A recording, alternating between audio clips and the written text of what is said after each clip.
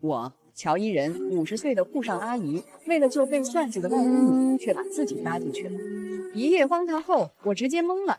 就在刚刚我重生前，我还抱着外甥女周南音的遗像，哭得撕心裂肺。29岁，多好的年纪，就这么没了。前世南音被人下药，婚前失贞，因此被丈夫抓住被吃干抹净，净身出户，最后孤零零死在医院里。一睁眼，我回到了她出事之前。我握紧方向盘，脚下油门踩得又沉又狠，朝着新丹酒店的方向疾驰。南音，小姨来了，这一次谁也别想碰她一根手指头。我记得前世的细节，那个贺阎王的助理就是在晚上9点整把南音从晚宴上请走的。现在8点50，我还有10分钟。我踩着5厘米的小高跟，一路小跑冲进酒店8808，就是这间。我一咬牙，刷开了虚掩旁门。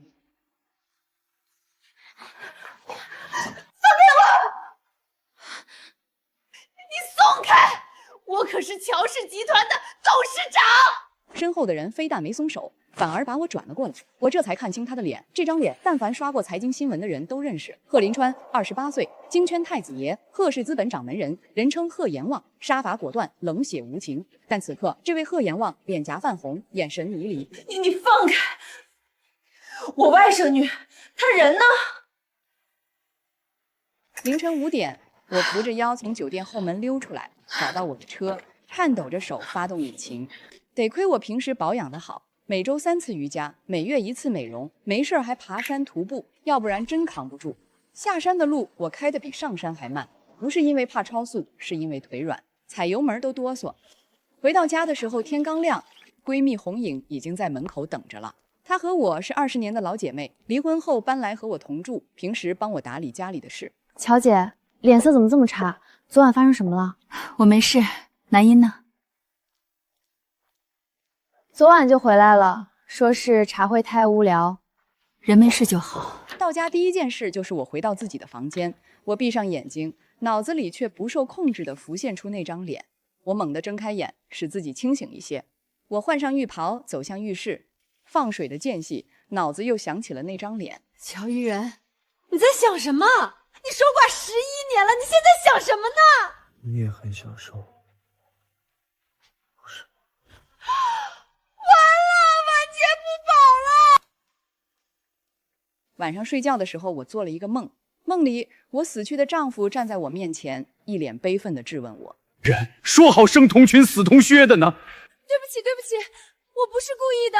然后贺林川不知道从哪儿冒出来，一把揽住我的腰。都已经死了，还说什么？伊人，别听他的，你值得这世上最好的。你这是在夸你自己吧？我惊醒的时候浑身是汗，4月的天怎么这么热？第5天，痕迹终于消得差不多了。我看了一眼窗外，阳光正好，心想应该没事了吧。让南音进来吧。小姨，您终于肯见我了。我还以为您生气了呢。我搂着她，心里软成一片。周南音是我姐留下的独女，我姐走得早，这孩子是我一手带大的，管我叫小姨，跟亲妈没两样。傻孩子，小姨怎么会生你的气？那天我不该自己跑去参加那个晚宴，害得小姨您担心，半夜开车去找我。要是汉轩哥哥知道了，肯定会不高兴的。汉轩哥哥，崔汉轩，那个骗我外甥女嫁妆，让我外甥女帮养私生子，最后逼她离婚，净身出户的人渣。南音啊，你才22，急什么结婚？小姨就你这么一个外甥女，舍不得你嫁人。前世他们新婚当晚，崔汉轩接了个电话，说公司紧急并购，连夜飞去了国外，留下南音一个人，用嫁妆撑着他那个早就只剩空壳的家族企业。他在外面养了个女秘书，孩子都生了，才衣锦还乡的回来。更恶心的是，崔家上下都知道这事儿，却骗南音说那孩子是远方亲戚遗孤，让他当亲儿子养。南音一边用自己的钱填崔家的窟窿，一边悉心照顾那个孩子。7年，整整7年。南音最后郁郁而终，走的时候才29岁。而我这个当小姨的，白发人送黑发人。但眼前的南音还不知道他那个汉轩哥哥是个什么货色。我也不好直接说破，这孩子死心眼儿，说了他也不信。要是我让南音晚2年结婚，没有南音的嫁妆，崔家撑不过半年就得露馅儿，到时候看他们还有什么脸来提亲。南音果然听话，红着脸点点头。小姨对我最好了，我听小姨的，我这就去告诉汉轩哥哥，婚事往后推一推。我搂紧他，心里总算松了口气。好孩子，小姨没白疼你。至于崔家那窝白眼狼，破产不破产，关我们什么事？没想到不到半个月，崔汉轩居然找上门来了。乔姐，红影推门进来，崔氏的崔总在外面说要拜访您和南音小姐。另外，同行的还有贺林川，贺家那位。我手里的茶杯差点没端稳。贺林传，那个和我一夜春宵的金圈太子爷，他来干什么？不见，就说我不舒服。乔姐，那可是贺林传，他一句话能让咱们乔氏的股票跌停，得罪不起啊！废话，我能不知道？他的凶狠，我算是见识过了。请他们进来，会客室备茶。会客室里，我盘腿坐在瑜伽垫上，脸上还敷着厚厚的黑泥面膜。不好意思啊，贺总，年纪大了，得抓紧时间保养。您别介意，咱们就这么聊。贺林川淡淡嗯了一声，无妨。是我们不请自来。我隔着面膜看他，轮廓还是那个轮廓，气场还是那个气场，就那张脸，放在哪儿都是祸水。不知贺总和崔总来我们乔家有何贵干？崔汉轩正要开口，门外就传来南音的声音：“汉轩哥哥，你怎么来了？这丫头不是让她在屋里待着吗？”南音，你没事就好。这些天我给你发消息你都不回，我还以为你出什么事儿了。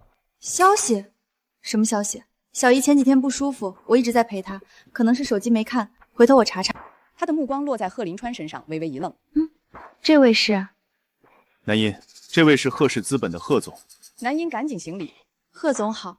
贺林川只是点了点头，目光压根没往南音身上落。我却紧张地转过身去，换了一个姿势。前世南音就是和贺林川有过那一夜，才嫁进崔家守活寡的。我费尽心思想救她，结果自己重蹈了她的覆辙。南音的眉眼和我年轻时有几分像，贺林川可千万别看出什么来。周小姐，半个月前你在哪儿？我的心一下子提到了嗓子眼。南音虽然单纯，但不傻，她知道那晚差点出事。半个月前，我在家陪小姨啊，哪儿都没去。对，南音孝顺，天天陪着我。说起这个，崔总，我正好有件事要跟你商量。南音还小，才22，我和他舅舅舅妈商量过了，你们的婚事往后推一推，等他25岁再考虑。什么？不行！汉轩哥哥，你干嘛这么凶？小姨心疼我，晚2年结婚怎么了？不是，南音，我只是太爱你了，想早点娶你，等3年，我怕我等不了。我们乔家的规矩，女孩不到25不结婚。崔总若是不愿意等，大可以退婚，另寻良配。乔阿姨，我不是这个意思。只是什么？只是你们崔氏快破产了，急着拿我们乔家的钱去填窟窿。小姨，我给红影使了个眼色，红影立刻拉住南音，冲他摇摇头。南音虽然不解，但还是乖乖闭上了嘴。我心里暗暗点头，好孩子，没白疼你。崔汉轩站在那儿攥着拳头，脸色铁青。我冷冷看着他，这个前世让南音受尽苦头的渣男。崔总，我的话已经说得很清楚了，崔家现在什么情况不用我多说。南音是我们乔家的掌上明珠，我们不会送她去吃苦。你若真心爱她，我给你3年时间把崔氏做起来，做不到，这门婚事就作罢。你敢不敢打这个赌？笑话，给他3年，他也做不到。没有乔家的钱，不出1年，崔氏就得倒闭。在乔阿姨眼里，我就这么没用？是的。前世我看清了，你就是一个趴在乔家身上吸血的麻鸡。当着贺林川的面，我不想跟他多废话。崔总，我的话已经说得很清楚了，你若不同意，大不了我豁出这张老脸，去董事会求那几个老家伙帮忙，退了这门婚事就是了。我和南音是真心相爱的，你这个老女人凭什么棒打鸳鸯？崔海轩，你骂我小姨什么？南音，你看不出来吗？你小姨是在故意刁难我，她根本不想让你嫁给我。小姨这么做是为了咱们好，让你上进，你怎么这么不知好歹？上进？说白了，你们乔家不就是嫌我们崔家败落了吗？当初这门婚事可是我爸和你妈在世的时候定下的，没想到你们乔家这么势利眼。我被这小子的混账话气得浑身发抖。就在我气得血压飙升的时候，一直坐在旁边玩手机的贺林川突然开口了：“崔汉轩。”声音不大，但崔汉轩像被按了暂停键一样，瞬间僵住。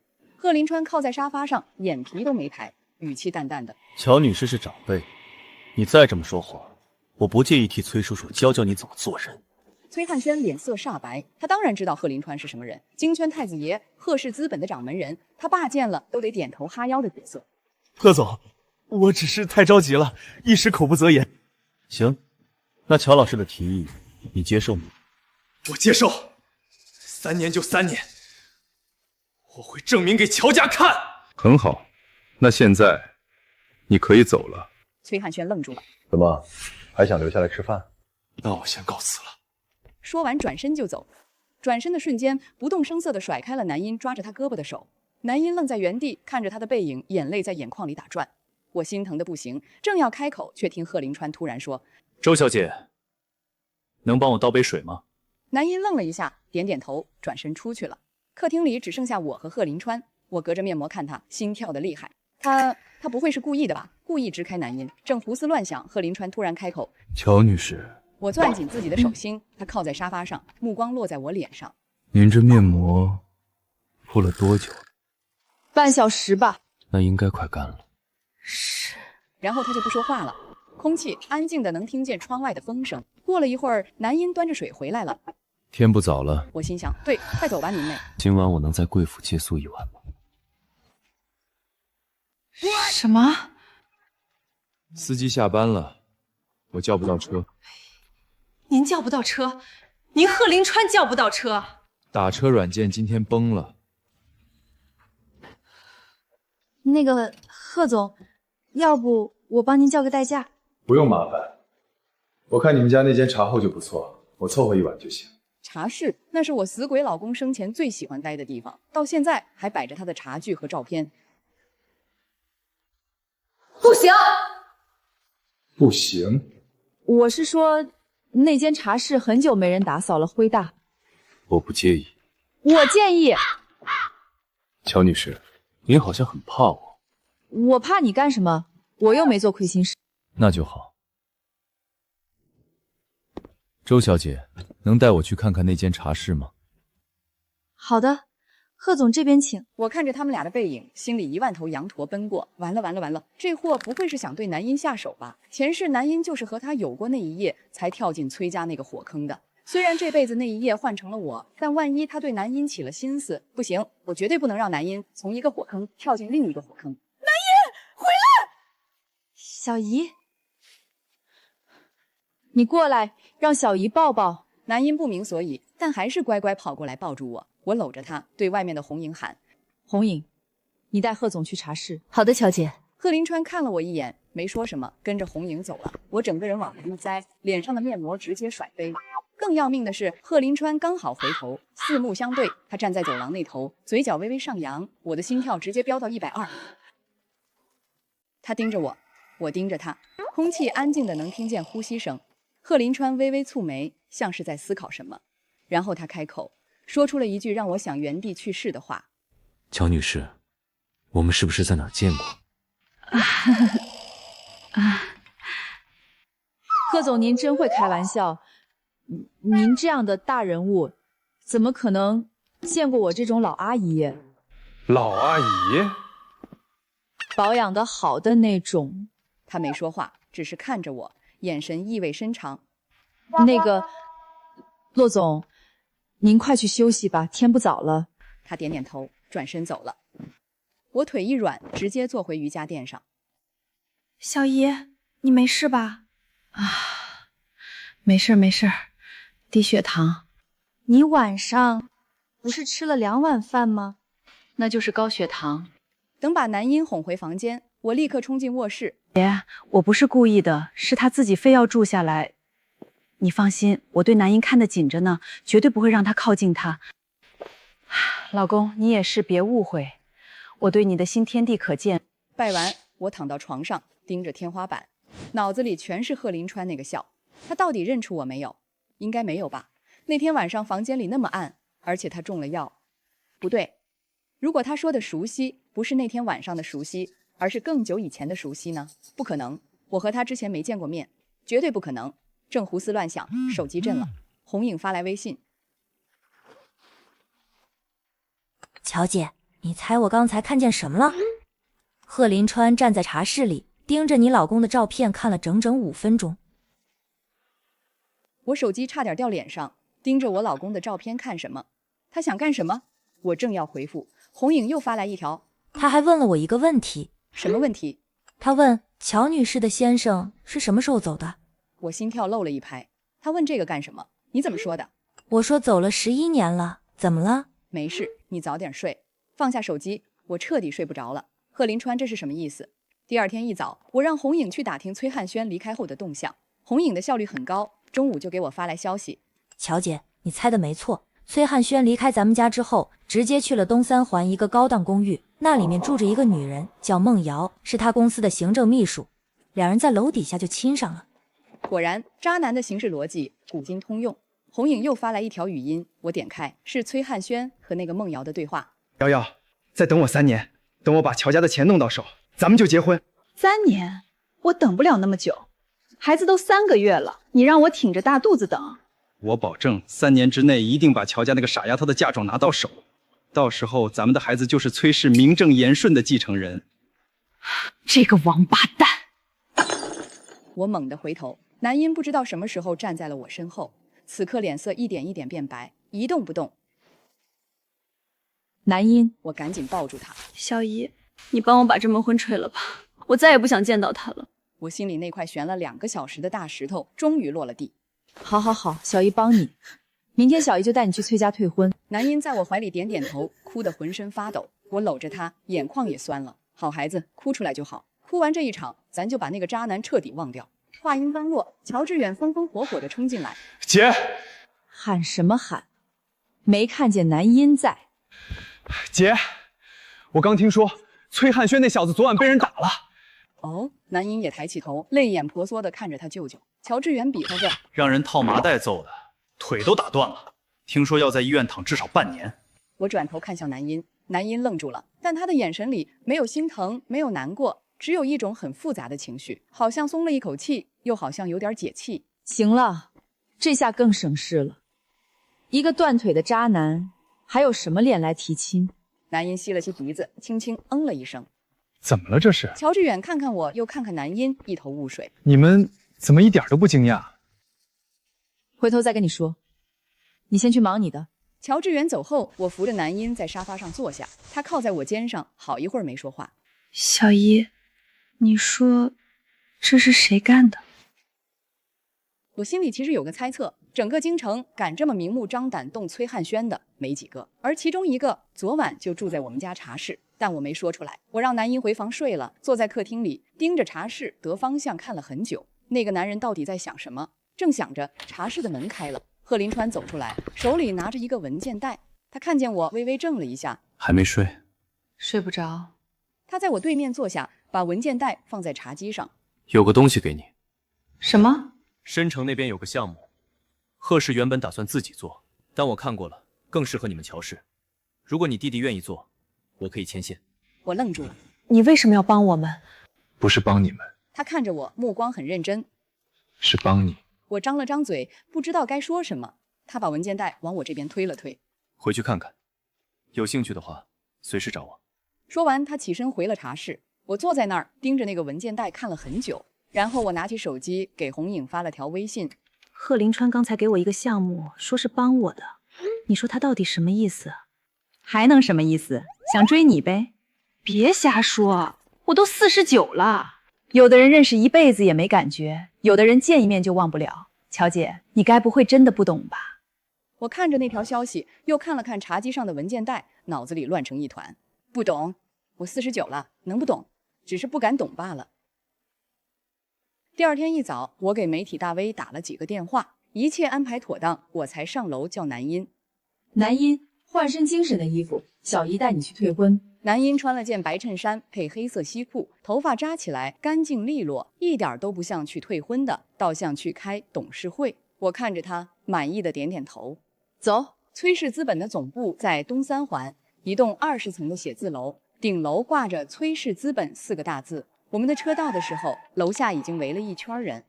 电视台的采访车停在路边，摄像师扛着机器，小李拿着话筒在跟同事对词，几个自媒体人举着手机正直播呢。老铁，今天我们来到崔氏资本总部，据说崔家少东家崔汉轩劈腿养小三，正牌未婚妻，今天要来退婚。我带着南音下车，红影和他表弟带着几个人跟在后面，一行人浩浩荡荡往大楼走，电梯直达20楼。请问你们找谁？找崔汉轩，听说他腿断了，不知道今天来没来上班。话音刚落，办公室的门开了，崔汉轩他爸崔正元，一个50多岁、头发梳得一丝不苟的男人，沉着脸走出来，看见我和南音，还有身后乌泱泱一群人，他的脸色更难看。乔一人，你这是干什么？崔董，我笑了笑，今天来是有点事想当着大家的面说清楚。走廊那头，电梯门又开了。崔董，请问您对令郎的行为知情吗？崔氏乔家的婚约是不是就是一场阴谋？绿郎现在人在哪里？听说他劈腿被人打断腿了，是真的吗？崔董，请问您对令郎的行为知情吗？乔一人，崔正元的脸色铁青，你非要把事情闹成这样？崔董，我看着他一字一顿，这话你应该问你儿子。我从包里拿出那份早已准备好的解除婚约协议，还有一沓打印好的材料，红影那个视频的截图，录音的文字稿，时间线梳理，清清楚楚，明明白白。3个月前，令郎刚跟我们南音求完婚，再让小三去开房。1周前，他跑到我们家，口口声说爱南音，转头就在那个女人楼底下被人打断腿。我把那些材料递给记者们。喂，这些是证据。崔汉轩一边骗婚，一边在外面养外室，还想等拿到我们乔家的嫁妆后，让那个私生子当崔氏的继承人。劲爆消息，南家和崔家的婚约竟然解除了，这可是轰动整个圈子的大新闻啊！这也太渣了吧，软饭硬吃，崔氏之虎啊！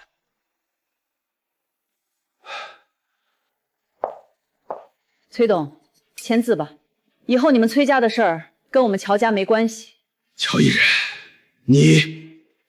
你欺人太甚！我欺人太甚？崔董，你儿子在外面养小三的时候，你怎么不说他欺人太甚？他想骗我们乔家的嫁妆去填你们崔氏窟窿的时候，你怎么不说他欺人太甚？今天这么多人在，正好让大伙儿评评理，我们乔家哪点对不起你们崔家？就是，崔董您得给个说法吧。令郎这种行为，您当父亲的知情吗？崔氏现在的财务状况，是不是真像传闻说的那样？已经撑不住了。崔正元的秘书急得满头大汗，想拉着崔正元进办公室躲一躲，但崔正元没动。他看着那些摄像机，看着那些闪光灯，看着那些咄咄逼人的记者，忽然像被抽空了所有力气。他接过那份协议，看都没看，直接翻到最后一页。很好，我把协议收进包里。崔董，以后好好管教令郎，别再出来祸害别人家姑娘了。说完，我拉着南音转身就走。电梯门关上的那一刻，我听见身后传来崔正元的怒吼：“把那些记者给我轰出去！保安呢？”但已经没人在乎了。那天晚上的新闻全是崔家。电视里，小李站在崔氏公司楼下，对着镜头激情解说：今天上午，乔氏集团董事长乔一人携外甥女周南音，在多家媒体见证下，与崔氏资本总部正式解除婚约。手机推送里，自媒体标题一个比一个夸张。独家。崔氏少东家劈腿养小三，正牌未婚妻当众退婚。录音曝光，崔汉轩拿到乔家嫁妆就让私生子当继承人。崔氏股价应声下跌，投资者担忧家族丑闻影响经营。红影把链接一条条发给我，笑得合不拢嘴。乔姐，你这一手太绝了，崔家这回彻底翻不了身了。翻不了身才好，前世他们让南音翻不了身，这辈子我让他们尝尝这滋味。回到家，我第一件事就是找乔致远。致远，你收拾收拾，准备出差。出差？去哪儿？申城有个项目，你去做。姐，这不是贺氏的项目吗？贺林川帮忙牵的线，你去做，做成了，乔氏就能翻身。姐，你什么时候和贺林川这么熟了？就刚熟。乔致远狐疑地看着我，但没多问，抱着文件跑了。我看着他的背影，心想：前世你被崔汉轩抢走的机会，这辈子姐替你拿回来。晚上，我坐在客厅里喝茶。乔姐，贺林川还没走。我喝茶的动作顿了顿，没走，没走，还在茶室里待着呢。我放下茶杯，心里有点乱。这货到底想干什么？正想着，手机震了，一个陌生号码发来短信：乔女士，方便来茶室一趟吗？我盯着那行字，心跳开始加速。去还是不去？最后我还是去了。茶室的门虚掩着，我推门进去，贺林川正站在我老公的照片前。乔女士，我能问你一个问题吗？我点点头。这位是你先生？我又点点头。他沉默了一会儿，然后说了一句话，那句话让我整个人都懵了。11年前我在西山水库被绑架的时候，救我的那个人是他还是你？我愣住了。西山水库，11年前绑架。11年前我去西山徒步，路过水库的时候，看见几个鬼鬼祟祟的人带着一个小孩，我报了警，然后悄悄跟上去。后来警察来了，那几个人跑了，我把那个孩子从水库边的废弃泵房里带出来。那孩子当时也就7、8岁，浑身湿透，冻得直哆嗦。我抱着他，等救护车来。阿姨，你叫什么名字？叫阿姨就行。阿姨，我以后还能见到你吗？好好学习，考上好大学，也许就能见到了。后来他上了救护车，我离开了。这件事我几乎忘了。我找那个人，找了11年。你怎么知道是我啊？那天晚上在酒店，我中了药，脑子不清楚，但那个味道和姿态我记得。后来你跑了，派人去查到你的车牌，查到你是乔氏的人，但我不能确定，那天晚上太黑，我看不清你的脸，所以我才找借口来你家，想亲眼看看。他顿了顿，目光落在墙上那张照片上，那张我和老公的合影。我穿着一条浅色的连衣裙，左手自然垂在身侧，手腕上戴着一根细细的银手链，上面挂着一串小珍珠。昨晚我站在这里看了很久，一开始我看的是你先生，我想知道他是个什么样的人，值不值得你等他11年。但后来我的目光落在了你身上。这条手链你还有吗？手链，11年前我确实有一条珍珠手链，那是我年轻时候最喜欢的饰物，后来不知道什么时候丢了。你怎么知道？他从口袋里掏出一样东西，珍珠手链，在灯光下，珍珠反射出微弱的光。这是那天晚上你落在我身上的，我收起来了，留了11年。他看着我，目光很轻，却很认真。我沉默了，因为他说的是真的。所以，你来我家是为了确认这个？是，但不全是。那还有什么？我想见你。11年了，我终于找到你了。我想看看你过得好不好。我心里某个地方突然软了一下。我过得挺好的。你也看到了，有房子，有车，有外甥女，有闺蜜，什么都不缺。那你缺什么？乔一人，我找了你11年，10天前终于找到你，结果你又跑了。我看着他，不知道该说什么。他伸出手，轻轻握住我的手，那条手链被他放进了我的掌心，冰凉的，沉甸甸的。我想问你，你愿不愿意给我一个机会？什么机会？让照顾你的机会，不是报答，是我喜欢你。这几天心力交瘁，我晚上睡得不太踏实，半梦半醒间，恍惚感觉床头站了个人，我以为是红影来给我盖被子。这老姐妹最近总担心我着凉，半夜老来查岗。我迷迷糊糊摆了摆手，过来，上来一起睡。红影和我同住了快20年，有时候半夜聊心事，确实会挤一张床。不多时，一具温热的身子掀开被子钻了进来，我没睁眼，顺手搂住，手自然地搭在他胳膊上。这胳膊怎么这么硬？我猛地睁开眼，对上一张在黑暗中依然轮廓分明的脸。贺林川，他躺在我枕边，正看着我，嘴角噙着一丝笑。我差点从床上蹦起来。你怎么进来的？不是乔女士邀我同榻而眠的吗？贺总，你知道现在几点吗？凌晨2点。你知道这是谁的房间吗？你的。你知道你这种行为叫什么吗？叫投怀送抱。你给我出去！你让人看见像什么话？贺林川不但没动，反而往我这边挪了挪。乔女士，我有话想跟你说。明天说。就现在。他靠得太近，我能闻到他身上淡淡的雪松香。那天晚上在酒店也是这个味道，我心里警铃大作。你别乱来啊！我喊人了。你喊来了正好，让大家都知道我们的事儿。我噎住了，这混蛋吃准了我不敢。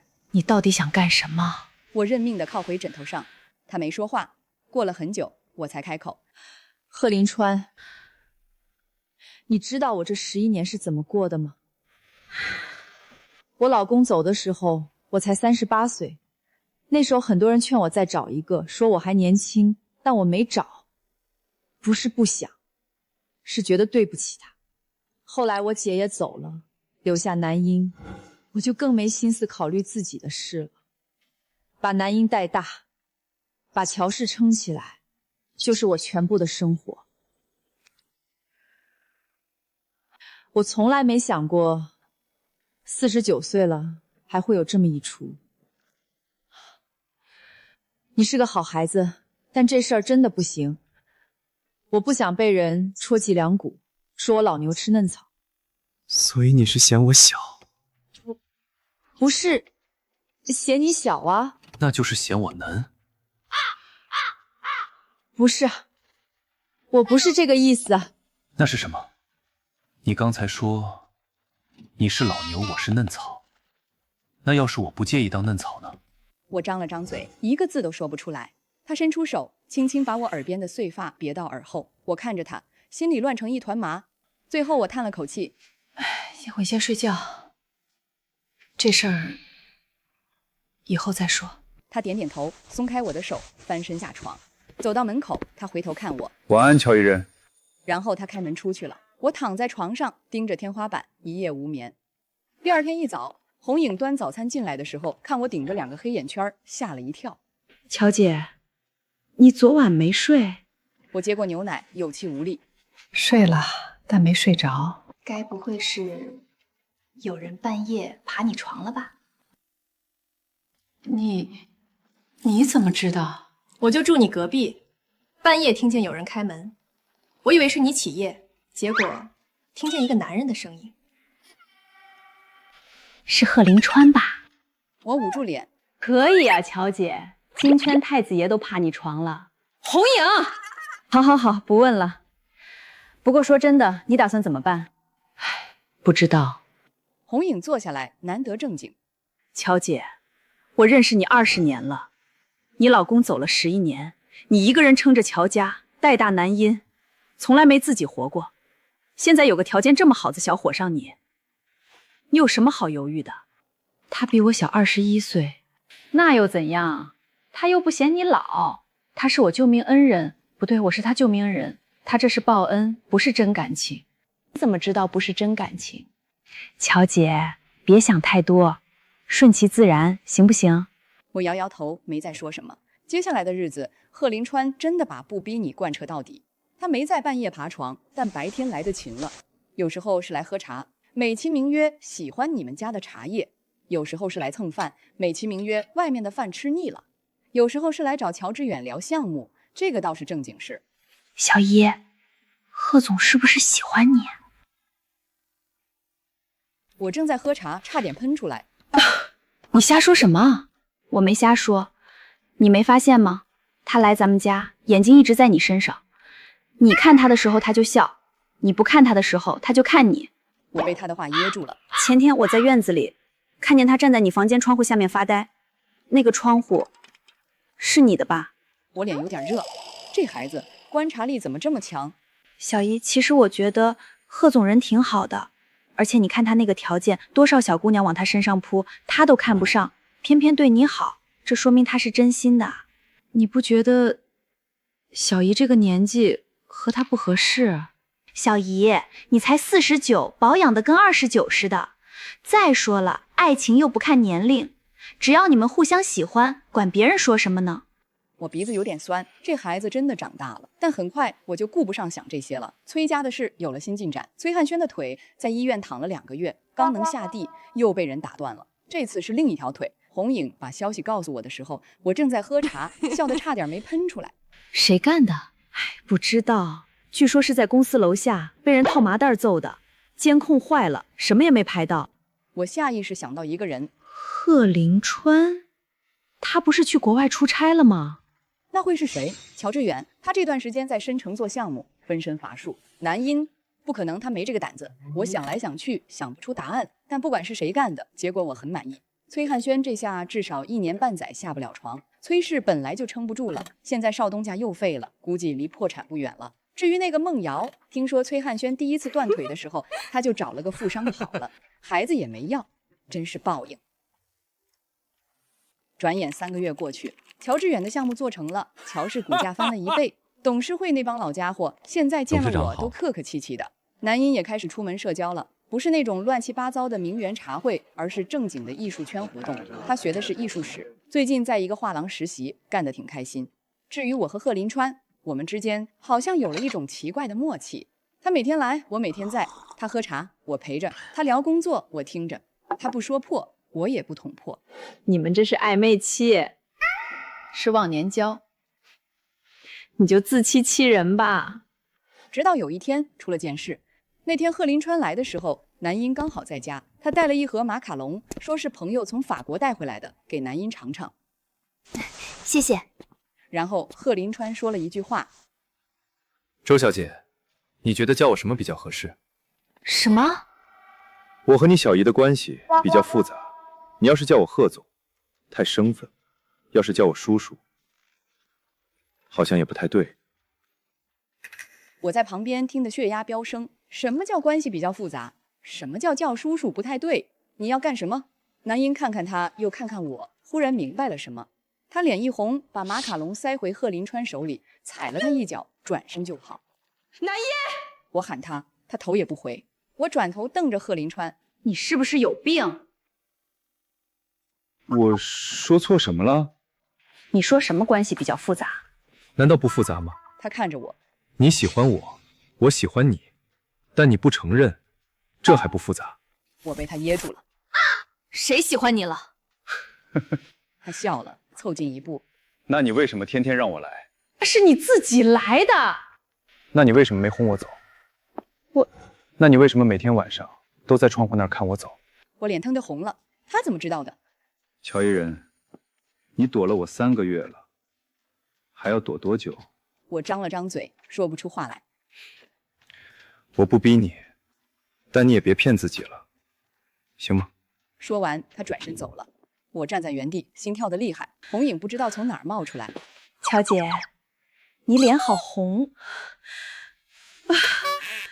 窗外天已经亮了，我躺在床上盯着天花板，脑子里乱成一团。最后我叹了口气，拿起手机给贺林川发了条微信：今晚有空吗？我们谈谈。他秒回有。我看着那个字，忽然有点想笑。28岁的人了，回消息还跟毛头小子似的。贺林川准时来了，我把他带到茶室，就是那间曾经属于我老公的茶室。他站在那些照片前看了一会儿。李先生是个什么样的人？他老实人，没什么大出息，但对人好。我爸妈走得早，弟弟是我带大的，他从没抱怨过。我姐走的时候留下男婴，他也说咱们养。他走的那天，我还在公司开会，接到电话赶到医院，他已经不行了，车祸，当场就不行了。我说这些的时候，语气很平静。11年了，早就平静了。贺林川沉默地听着。我不是忘不了他，我只是觉得这辈子有他陪我10几年，够了。我没想过再找一个，也没想过会碰上你。我看着他，贺林川，你真的想清楚了吗？他听完，走到我面前。不是因为你是我的救命恩人。是因为那天在水库，你抱着我的时候，我觉得特别安心。人这一辈子能碰到一个让自己安心的人就够了。我看着他，眼眶有点酸。你就不怕别人说闲话？怕什么？你觉得我贺林川是怕人说闲话的人吗？这个急促的拥抱和那天晚上不一样，那天是失控，今天是认真。很久之后，他放开我，额头抵着我的额头。乔伊人，你听好了，我不准你说死不死的话，你要活到100岁。我被他逗笑了，他也笑了，把我搂进怀里。乔伊人，你还没回答我。回答什么？你愿不愿意让我在你身边？我沉默了一会儿，然后我轻轻了一声，他抱得更紧了。那天晚上他没走，不是那种没走，是真的没走。他躺在我的床上，他拉着我的手，有一搭没一搭的聊天。我和贺林川的事没瞒多久，首先发现的是红影，他就住隔壁，每天早上都能看见他从我的卧室出来，想瞒也瞒不住。乔姐，你，我淡定的喝着茶，我们什么时候的事？昨晚，准确的说是昨晚决定的，之前有3个月了吧？我的天，我竟然没发现！你不是早就看出来了吗？那不一样，看出来和真的成了，能一样吗？所以，你们现在是什么关系啊？他说叫女朋友。那你呢？我说叫老女朋友。红影笑得直不起腰。第二个发现的是乔致远，他从申城回来，一进门就撞见贺林川从厨房端着一碗汤出来，那是给我炖的。贺总回来了，项目做得不错。乔致远机械的点点头，然后看向我，眼神里写满了姐，你解释一下。我接过汤碗喝了一口，就是你看到的这样。乔致远沉默了3秒，姐牛逼！我差点把汤喷出来。最难搞的是南音，虽然他之前说过支持我，但事到临头，他还是有点懵。小姨，你真的和贺总在一起了？你确定吗？他不是比我大不了几岁吗？他真的不会欺负你吗？我看着他，心里又酸又软，这孩子是怕我吃亏。南音，我见过的人，经过的事比你多得多，我知道自己在做什么。贺林川这个人，你接触过，应该知道他是什么样的人。他对我是真心的，我也喜欢他。南音愣了一下，然后破涕为笑。那好吧，不过小姨，你得答应我一件事。什么？如果他欺负你，你一定要告诉我。我虽然打不过他，但我可以骂他。我忍不住笑了，把他搂进怀里。好，小姨，记住了。崔家那边彻底凉了。崔汉轩断腿之后，崔氏的窟窿彻底堵不住了。银行催债，供应商堵门，员工讨薪，一地鸡毛。最后，崔氏被贺氏资本收购了。贺林川亲口告诉我的时候，我正在喝茶。你收购的？价格还不错，给崔家留了点养老钱。你这是在给我出气？一半是，另一半那个地段不错，贺氏正好想在那块布局。崔汉轩呢？在医院躺着，收购的事是他爸签的字，他知道的时候已经晚了。我想起前世那个在我外甥女面前耀武扬威的男人，想起他逼南音净身出户时的嘴脸，想起南音孤零零死在医院里的样子，心里那口气终于顺了。对了，你之前问的崔汉轩第一次断腿是谁干的？你知道？红影。红影是看不得南英受委屈。我半天说不出话来，这老姐妹平时看着没心没肺的，居然……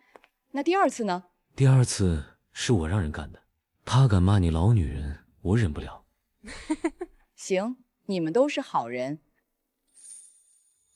我不是好人，我只是对你好。1年后，我和贺林川的事在圈子里传开了，说什么的都有，但我不在乎，他更不在乎。